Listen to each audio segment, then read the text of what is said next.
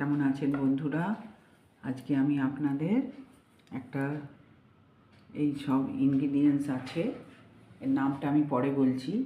এখানে আছে গাজর কুড়োনো, বিট, আলু সেদ্ধ, এখানে আছে একটু কাজু কিশমিশ, বিস্কিটের গুঁড়ো, এখানে আমি গরম মশলা করে রেখেছি এইটাতে, ধনে জিরে, ছোটো এলাচ, দারচিনি, তেজপাতা, এগুলোকে আমি ড্রাই রোস্ট করে রেখেছি। এটা আছে জয়িত্রী জায়ফল গুঁড়ো করা, আদা বাটা, কাঁচা লঙ্কা কুচোনো, কড়াইশুঁটি, নুন আর ভাজার জন্য তেল, মিষ্টি এগুলো তো লাগবেই, চিনি। এটা আছে ভেজিস জুয়েল চপ। এবার কি করে করি নেক্সট প্রসেসে চলুন দেখি। তেল গরম হয়ে গেছে, আমি এখানে যে আলুগুলো ম্যাশ করে রেখেছি এগুলো দিয়ে দিচ্ছি।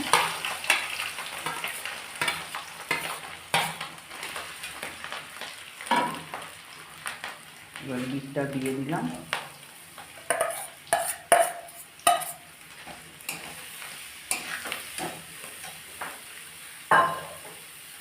গাজর,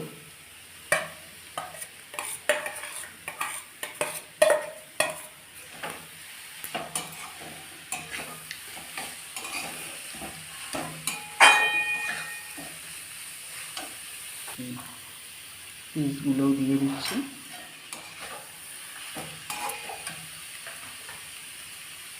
আর দিচ্ছি নুন,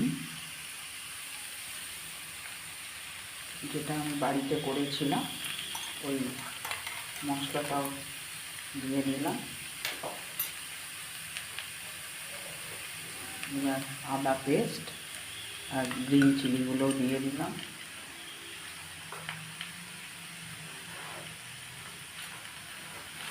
আর একটু কাজু কিশমিশ আছে, ওটাও দিয়ে দিচ্ছি।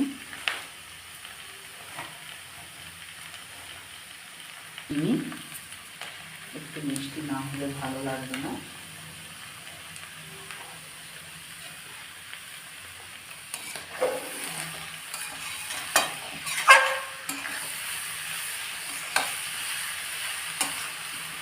মশলাটা নেড়ে আমি আপনাদের কড়াই নেড়ে নিয়ে আপনাদের সামনে ফিরে আসছি, কেন নাহলে ভিডিওটা।